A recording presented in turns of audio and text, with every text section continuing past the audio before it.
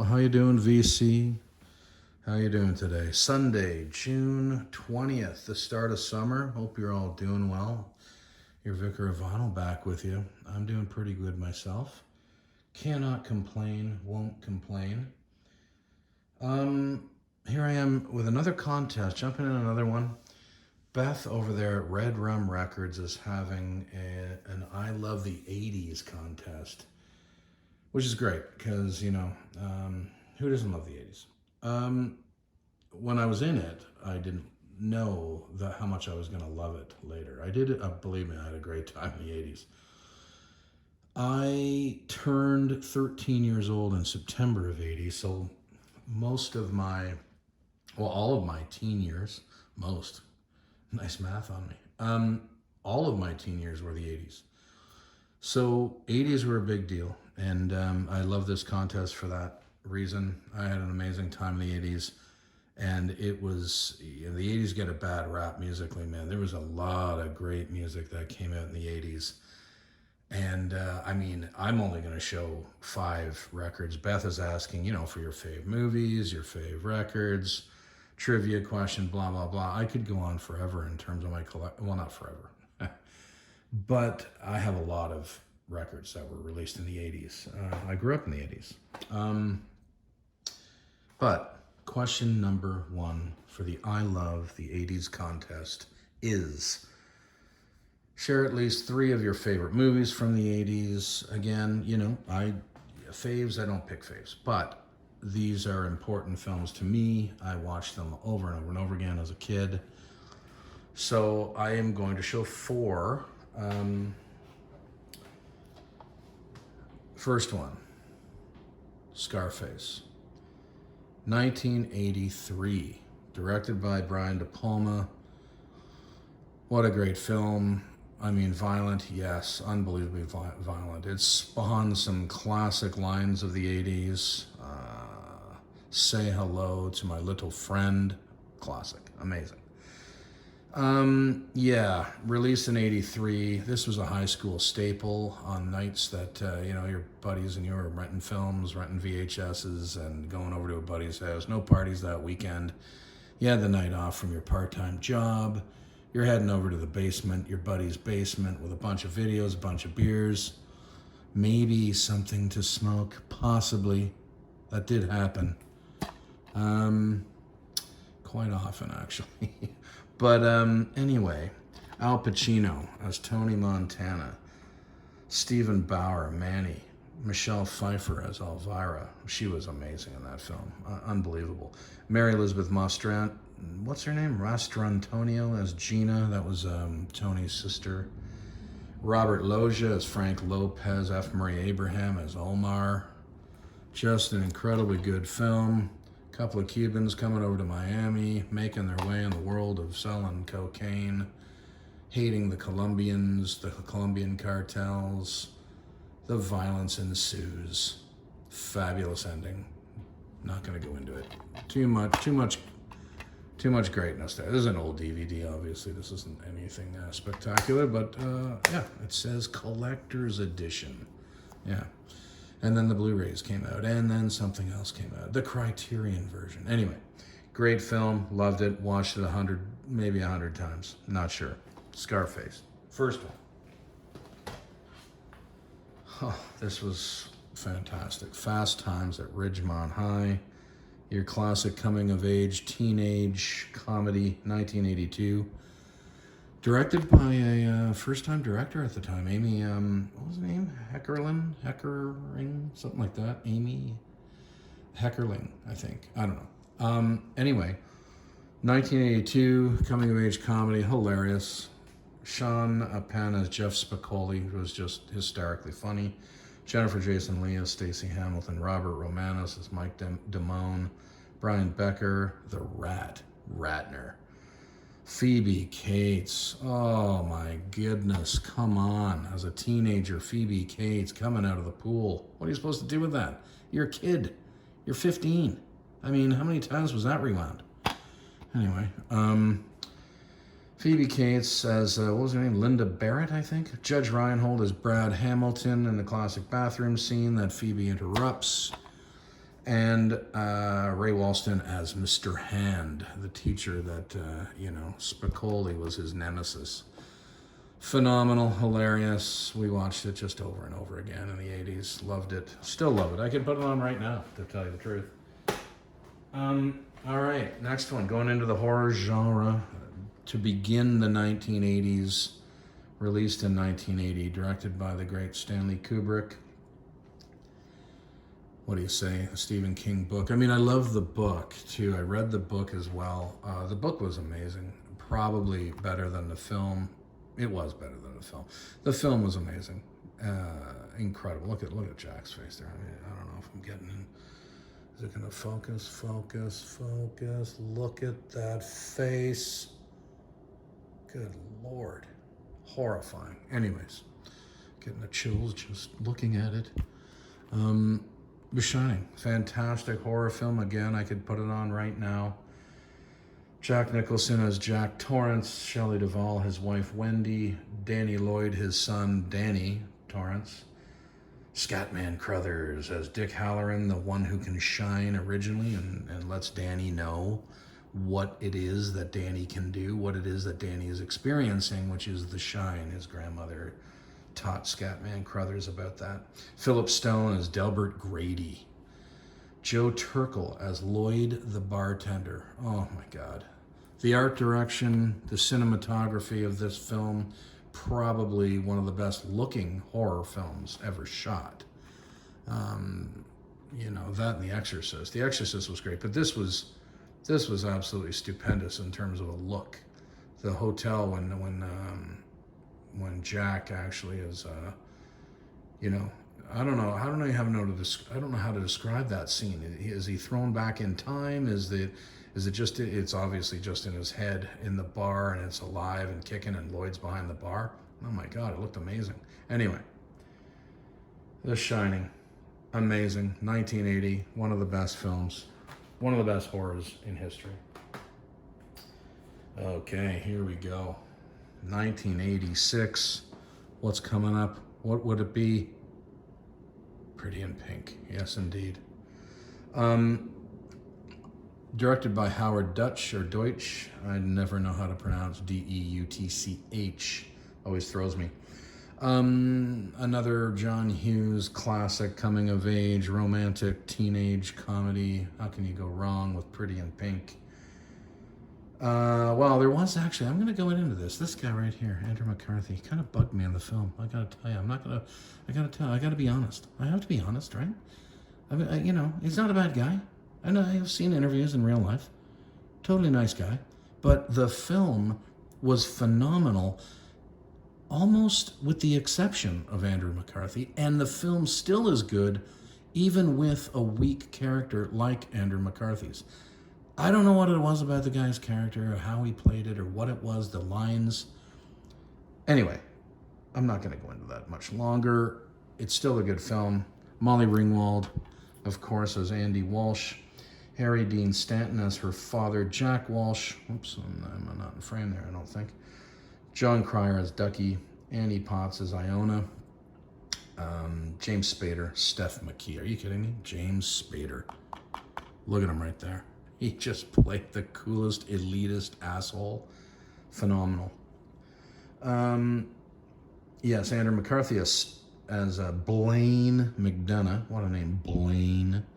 And Andrew Dice Clay was the bouncer at a bar that he could illegally get into somehow. I'm not sure how they got into that bar, to tell you the truth. But I don't know if they were serving drinks. It was an underage establishment. But Ducky was never allowed in. So I think it was a bar. So how the other kids got in, I'll never know. Doesn't matter.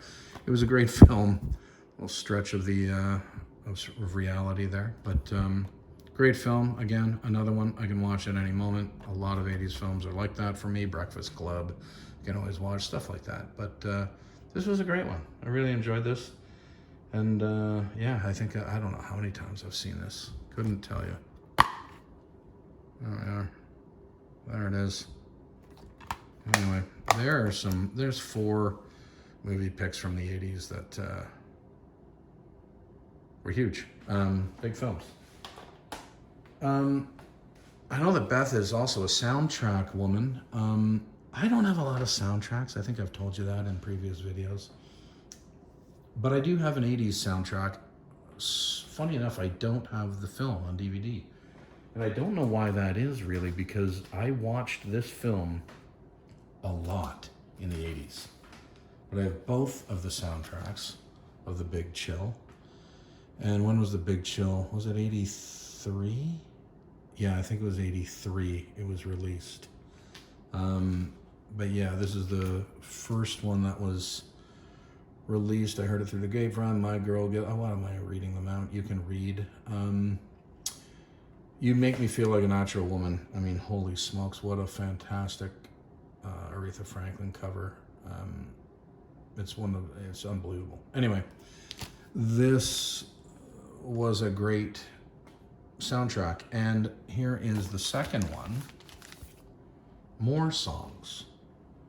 It wasn't enough just for that one. They had to do two because there were more songs. Fantastic. Wouldn't it be nice? The Beach Boys. Again, I'm reading them and they're so clear. They're clear as day.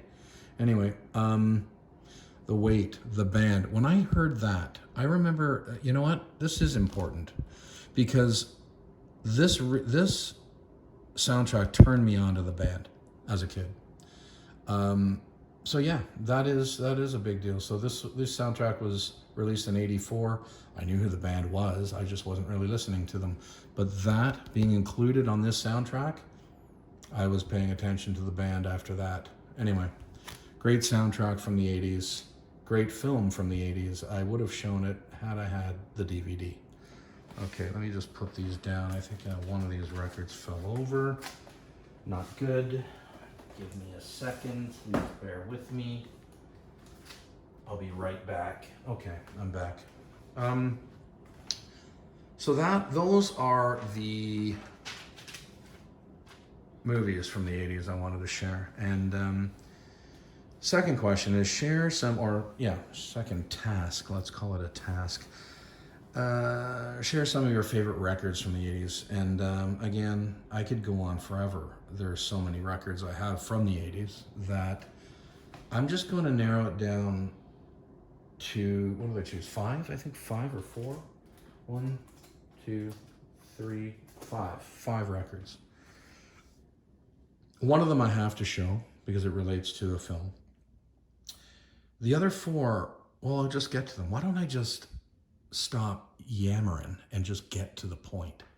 All right.